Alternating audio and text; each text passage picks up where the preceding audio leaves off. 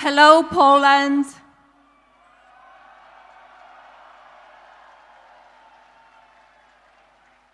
Thank you very much.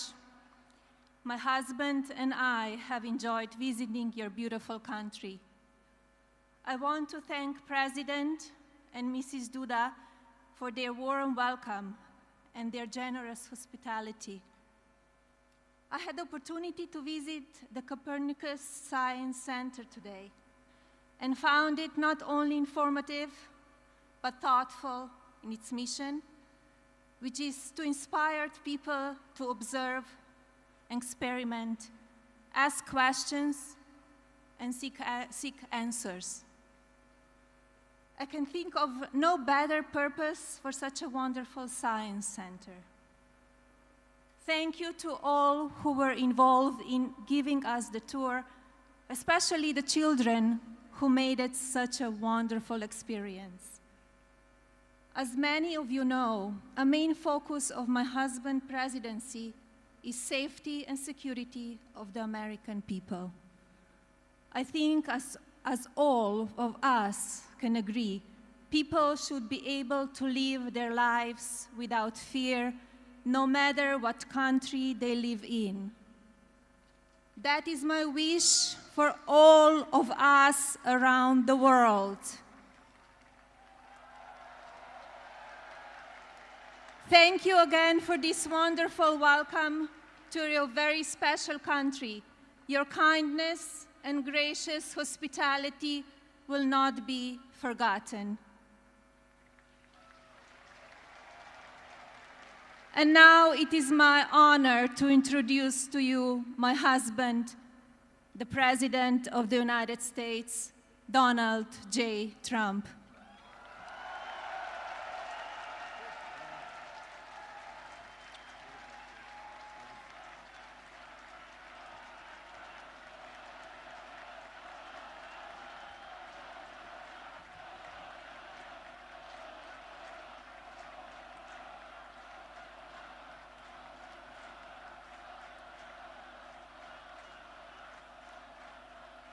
Thank you very much. That's so nice.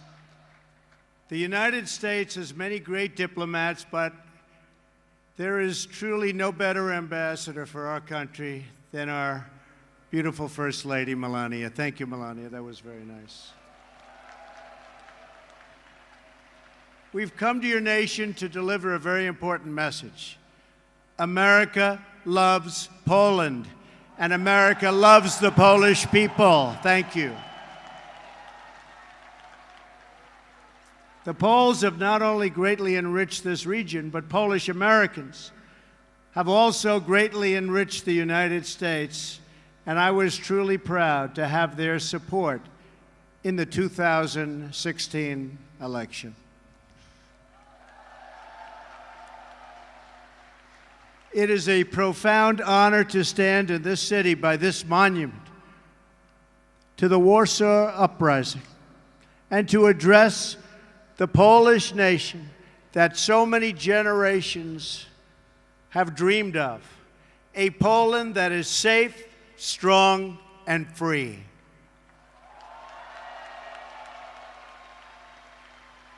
President Duda and your wonderful First Lady, Agata, have welcomed us with the tremendous warmth and kindness for which Poland is known around the world.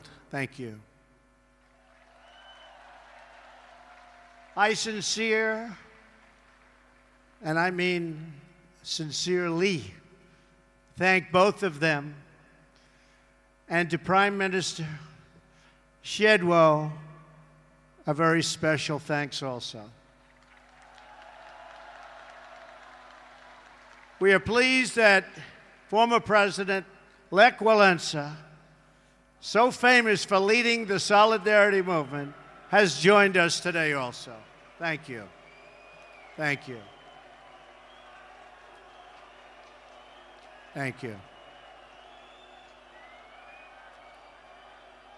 On behalf of all Americans, let me also thank the entire Polish people for the generosity you have shown in welcoming our soldiers to your country.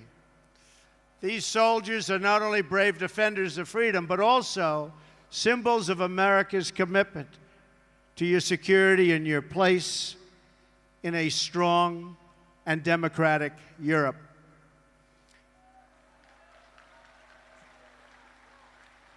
We are proudly joined on stage by American, Polish, British, and Romanian soldiers. Thank you.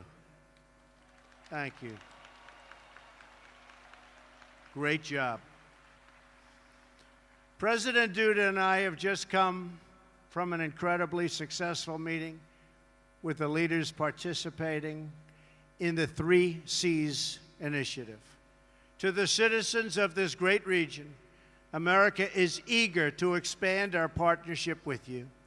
We welcome stronger ties of trade and commerce as you grow your economies. And we are committed to securing your access to alternate sources of energy, so Poland and its neighbors are never again held hostage to a single supplier of energy.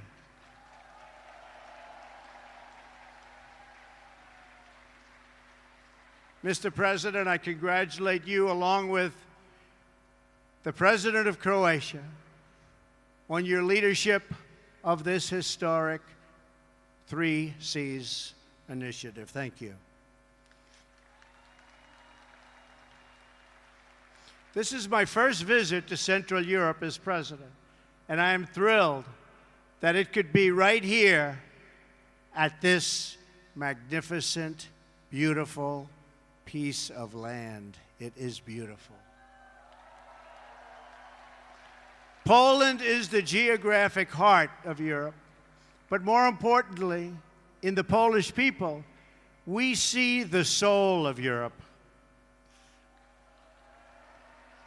Your nation is great because your spirit is great, and your spirit is strong.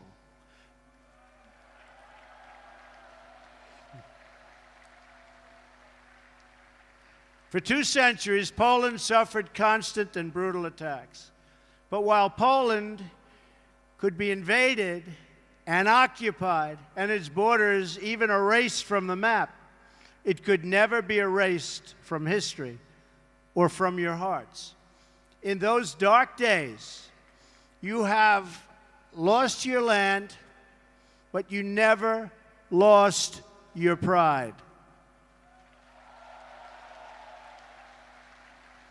So it is with this true admiration that I can say today that from the farms and villages of your countryside to the cathedrals and squares of your great cities, Poland lives, Poland prospers, and Poland prevails.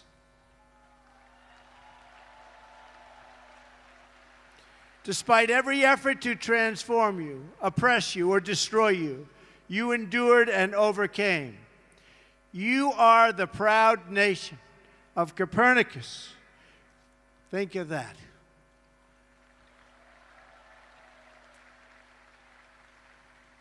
Chopin, St. John Paul II. Poland is a land of great heroes.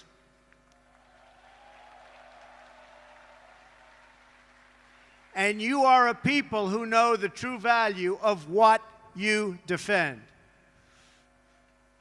The triumph of the Polish spirit over centuries of hardship gives us all hope for a future in which good conquers evil and peace achieves victory over war.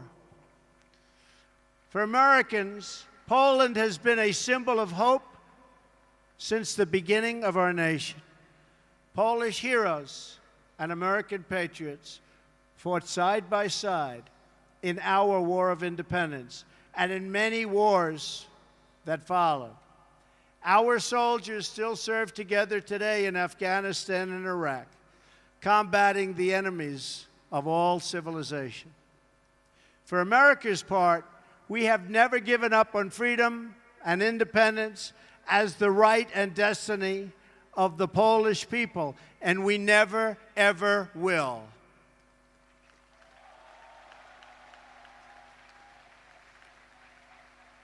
Our two countries share a special bond forged by unique histories and national characters.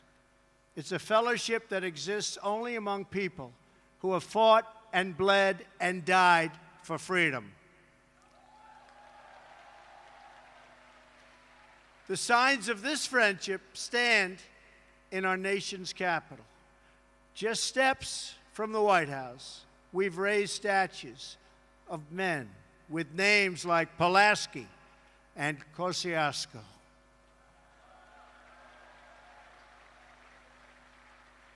The same is true in Warsaw, where street signs carry the name of George Washington and a monument stands to one of the world's greatest heroes, Ronald Reagan. And so I am here today, not just to visit an old ally, but to hold it up as an example for others who seek freedom and who wish to summon the courage and the will to defend our civilization.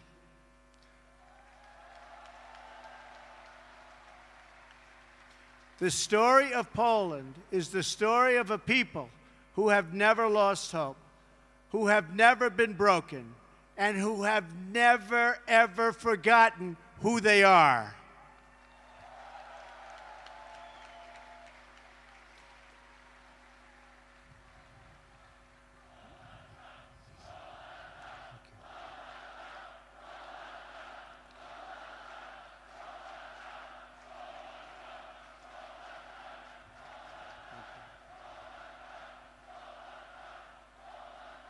Thank you so much. Thank you.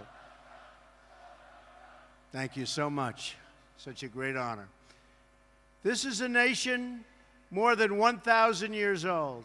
Your borders were erased for more than a century and only restored just 1 century ago.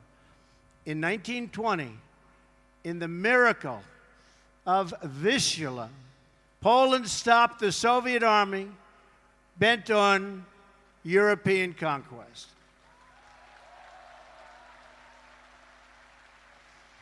Then, 19 years later, in 1939, you were invaded yet again, this time by Nazi Germany from the west and the Soviet Union from the east.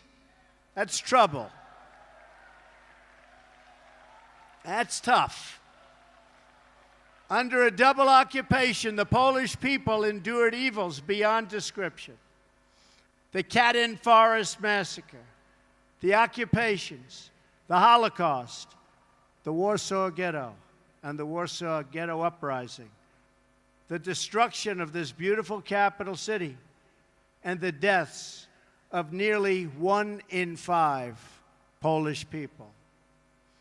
A vibrant Jewish population, the largest in Europe, was reduced to almost nothing after the Nazis systematically murdered millions of Poland's Jewish citizens, along with countless others during that brutal occupation.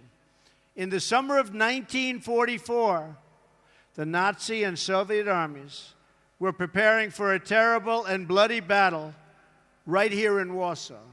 Amid that hell on earth, the citizens of Poland rose up to defend their homeland. I am deeply honored to be joined on stage today by veterans and heroes of the Warsaw Uprising.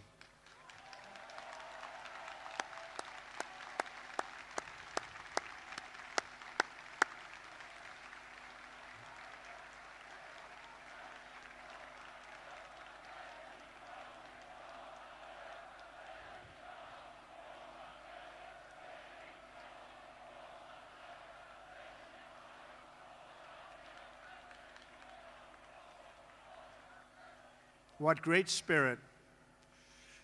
We salute your noble sacrifice, and we pledge to always remember your fight for Poland and for freedom. Thank you. Thank you. This monument reminds us that more than 150,000 Poles died during that desperate struggle to overthrow oppression. From the other side of the river, the Soviet armed forces stopped and waited. They watched as the Nazis ruthlessly destroyed the city, viciously murdering men, women, and children. They tried to destroy this nation forever by shattering its will to survive. But there is a courage and a strength deep in the Polish character that no one could destroy. The Polish martyr, Bishop Michael Kozel, said it well: more horrifying than a defeat of arms is a collapse of the human spirit. Through 4 decades of communist rule, Poland and the other captive nations of Europe endured a brutal campaign to demolish freedom, your faith, your laws, your history, your identity, indeed the very essence of your culture and your humanity. Yet through it all, you never lost that spirit.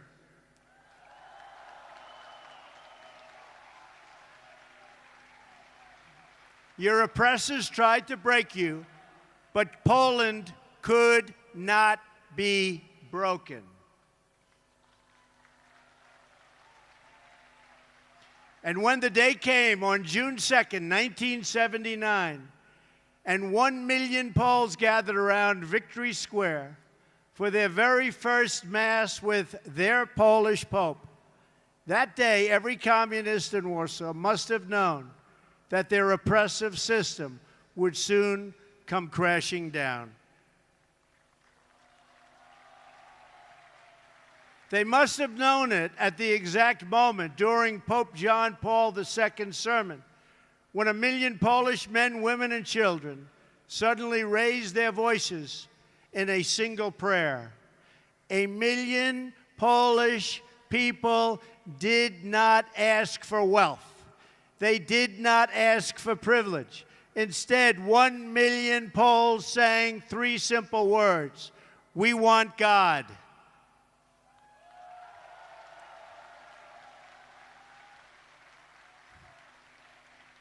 In those words, the Polish people recalled the promise of a better future. They found new courage to face down their oppressors.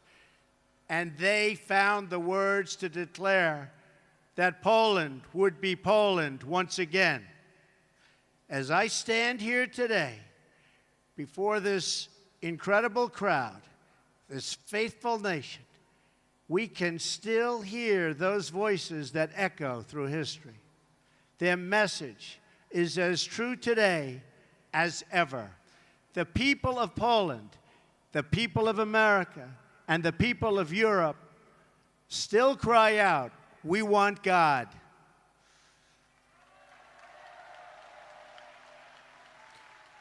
Together with Pope John Paul II, the Poles reasserted their identity as a nation devoted to God.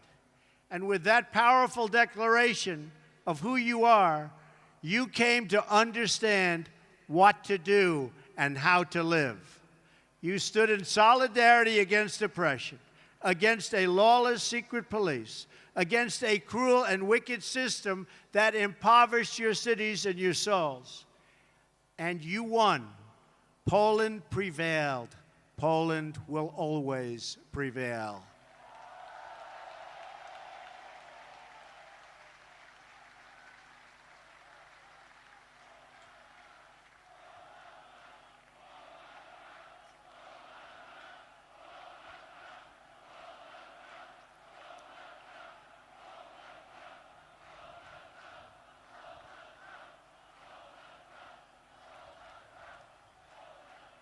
Thank you. You were supported in that victory over communism by a strong alliance of free nations in the West that defied tyranny. Now among the most committed members of the NATO alliance, Poland has resumed its place as a leading nation of a Europe that is strong, whole, and free. A strong Poland is a blessing to the nations of Europe, and they know that. A strong Europe is a blessing to the West and to the world.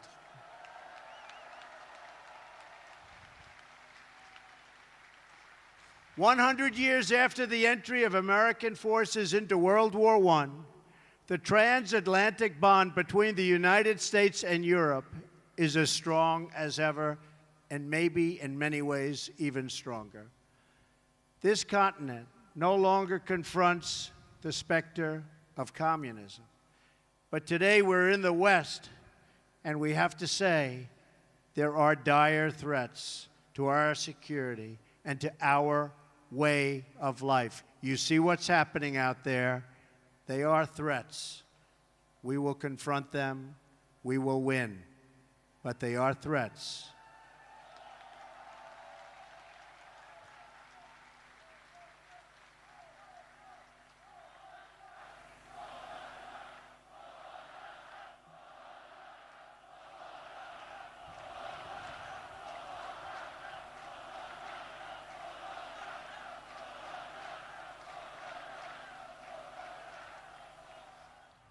We are confronted by another oppressive ideology, one that seeks to export terrorism and extremism all around the globe. America and Europe have suffered one terror attack after another. We're going to get it to stop.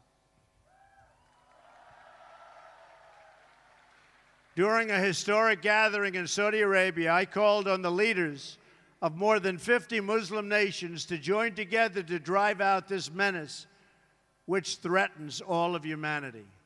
We must stand united against these shared enemies to strip them of their territory and their funding and their networks and any form of ideological support that they may have. While we will always welcome new citizens who share our values and love our people, our borders will always be closed to terrorism and extremism of any kind.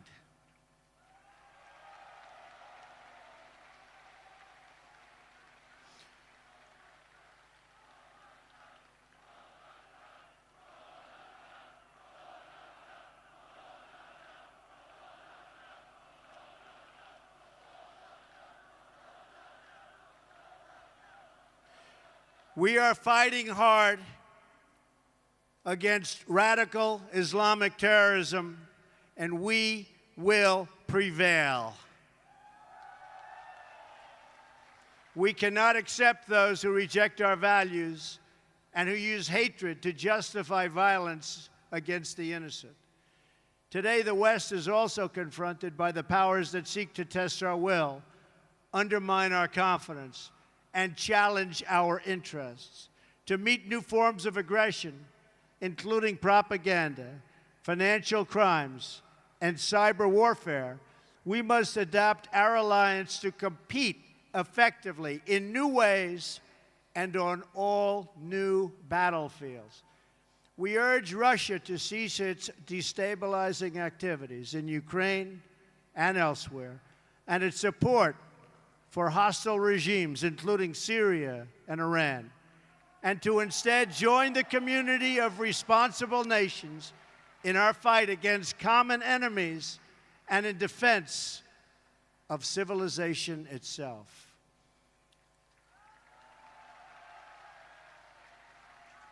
Finally, on both sides of the Atlantic, our citizens are confronted by yet another danger, one firmly within our control.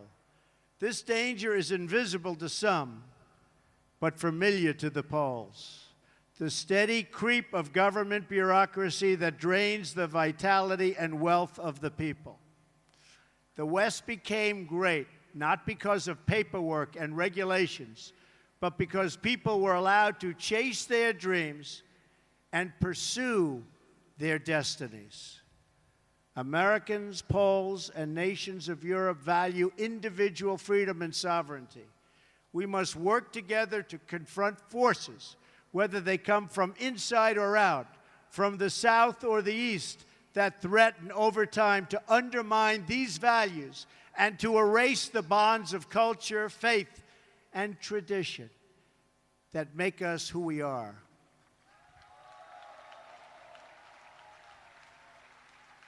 If left unchecked, these forces will undermine our courage, sap our spirit, and weaken our will to defend ourselves and our societies. But just as our adversaries and enemies of the past learned here in Poland, we know that these forces, too, are doomed to fail if we want them to fail. And we do indeed want them to fail. They are doomed not only because our alliance is strong, our countries are resilient, and our power is unmatched. Through all of that, you have to say everything is true. Our adversaries, however, are doomed because we will never forget who we are. And if we don't forget who we are, we just can't be beaten. Americans will never forget. The nations of Europe will never forget. We are the fastest and the greatest community. There is nothing like our community of nations. The world has never known anything like our community of nations. We write symphonies. We pursue innovation. We celebrate our ancient heroes, embrace our timeless traditions and customs, and always seek to explore and discover brand new frontiers. We reward brilliance. We strive for excellence and cherish inspiring works of art that honor God. We treasure the rule of law and protect the right to free speech and free expression. We empower women as pillars of our society and of our success. We put faith and family, not government and bureaucracy, at the center of our lives, and we debate everything. We challenge everything. We seek to know everything so that we can better know ourselves. And above all, we value the dignity of every human life, protect the rights of every person, and share the hope of every soul to live in freedom. That is who we are. Those are the priceless ties that bind us together as nations, as allies, and as a civilization. What we have, what we inherited from our, and you know this better than anybody, and you see it today with this incredible group of people. What we've inherited from our ancestors has never existed to this extent before.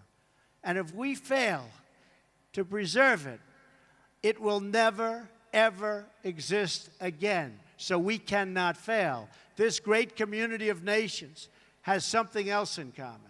In every one of them, it is the people, not the powerful, who have always formed the foundation of freedom and the cornerstone of our defense.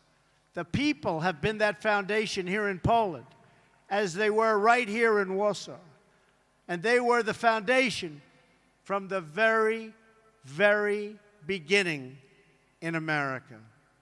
Our citizens did not win freedom together, did not survive horrors together, did not face down evil together, only to lose our freedom to a lack of pride and confidence in our values. We did not, and we will not. We will never back down.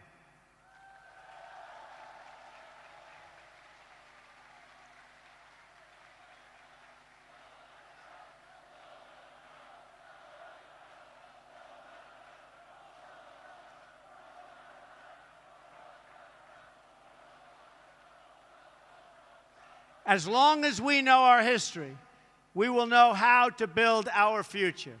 Americans know that a strong alliance of free, sovereign, and independent nations is the best defense for our freedoms and for our interests.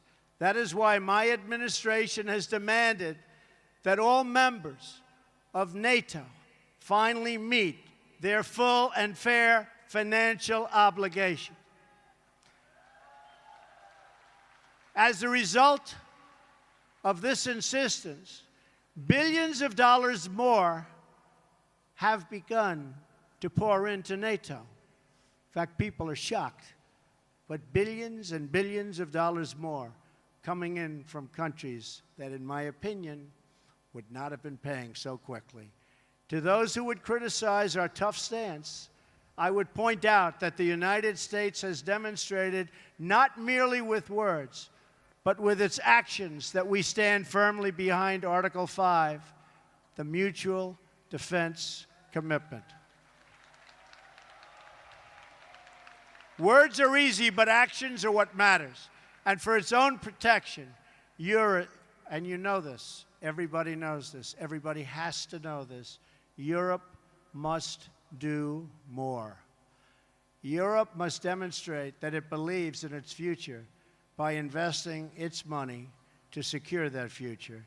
That is why we applaud Poland for its decision to move forward this week on acquiring from the United States the battle-tested Patriot air and missile defense system, the best anywhere in the world. That is also why we salute the Polish people for being one of the NATO countries that has actually achieved the benchmark for investment in our common defense. Thank you, Poland. I must tell you, the example you set is truly magnificent, and we applaud Poland. Thank you. We have to remember that our defense is not just a commitment of money. It is a commitment of will. Because as the Polish experience reminds us, the defense of the West ultimately rests not only on means, but also on the will of its people to prevail and be successful and get what you have to have. The fundamental question of our time is whether the West has the will to survive. Do we have the confidence in our values to defend them at any cost? Do we have enough respect for our citizens to protect our borders? Do we have the desire and the courage to preserve our civilization in the face of those who would subvert and destroy it? We can have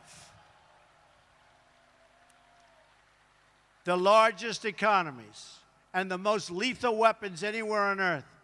But if we do not have strong families and strong values, then we will be weak and we will not survive. If anyone forgets the critical importance of these things, let them come to one country that never has. Let them come to Poland.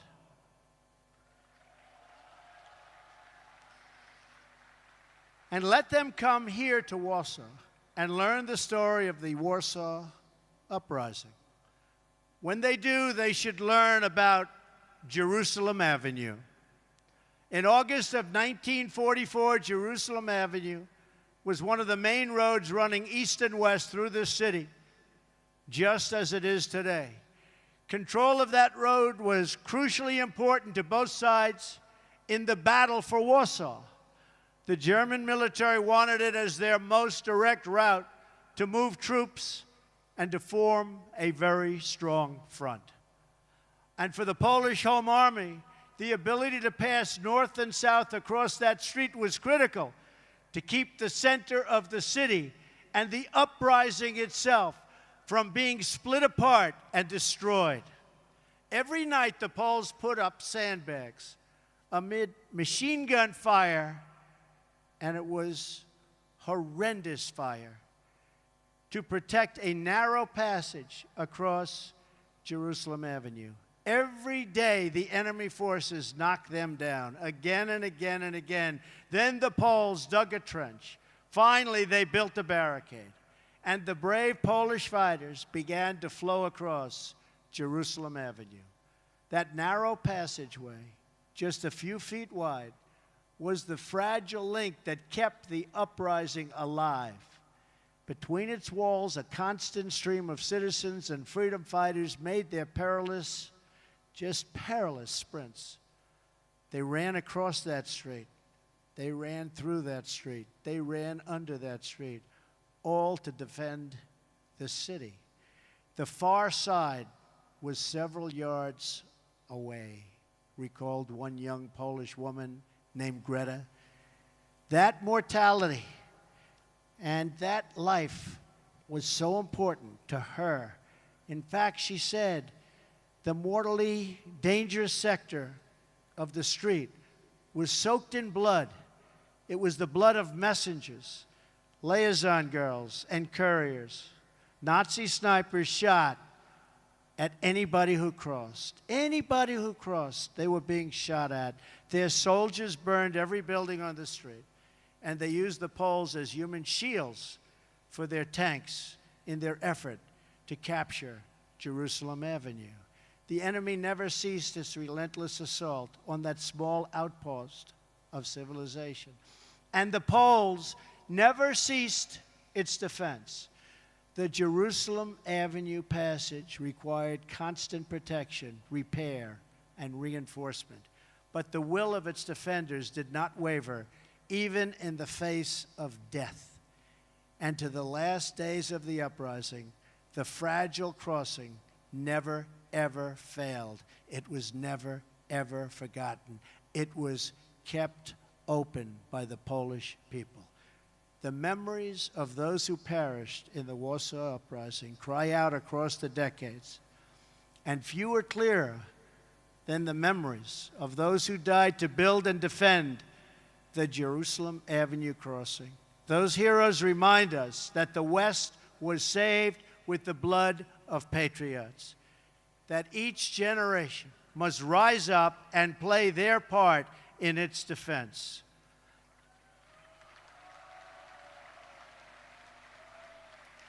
And that every foot of ground and every last inch of civilization is worth defending with your life. Our own fight for the West does not begin on the battlefield. It begins with our minds, our wills, and our souls. Today, the ties that unite our civilization are no less vital and demand no less defense than that bare shred of land on which the hope of Poland once totally rested. Our freedom, our civilization, and our survival depend on these bonds of history, culture, and memory. And today as ever, Poland is in our heart, and its people are in that fight.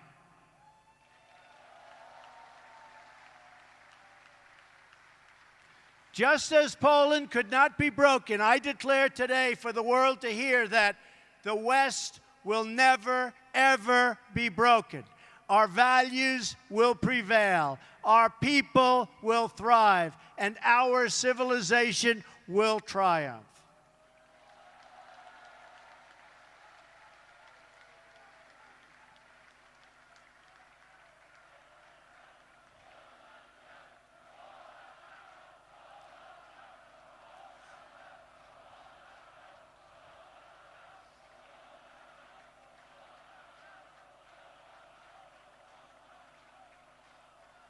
Thank you.